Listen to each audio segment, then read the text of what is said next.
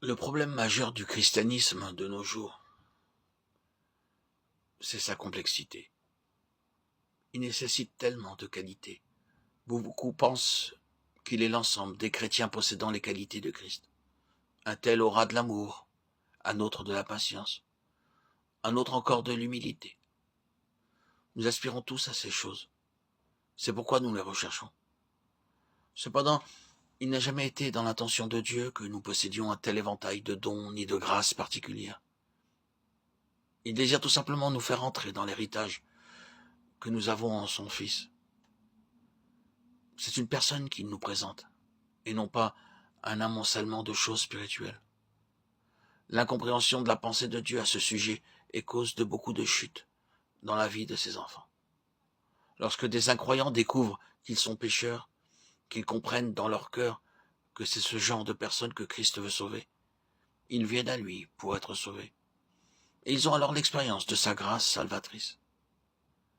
Mais ils prennent conscience, tôt ou tard, que cette expérience ne satisfait plus tous leurs besoins. Alors, ils demandent et font une expérience de plus. Avec chaque nouveau besoin, ils font de nouvelles requêtes pour combler leurs besoins spirituels. Aujourd'hui, ils prient pour ceci, demain pour cette autre chose, et les jours suivants pour quelque autre chose. Le nombre des choses demandées peut s'accroître, mais même lorsque les choses reçues correspondent à celles qui ont été demandées, elles ne peuvent jamais satisfaire le véritable besoin. Dans le dessein de Dieu, Christ n'est pas seulement le donateur de tout ce dont nous avons besoin. Il est tout ce dont nous avons besoin. Reconnaître cette réalité procure de la vitalité au christianisme. Celui-ci contraste avec ce christianisme qui met l'accent sur des formes extérieures. Pour notre instruction, considérons ce que déclare la parole de Dieu. Dans son évangile, Jean rapporte les paroles de Jésus. Je suis le chemin et la vérité et la vie. Considérons quelque peu cette étonnante déclaration. En des termes très simples, le Seigneur déclare que le chemin de Dieu pour l'homme n'est pas un itinéraire qui puisse se cartographier. En réalité, ce n'est pas une chose. Son Fils est son unique moyen pour atteindre sa finalité.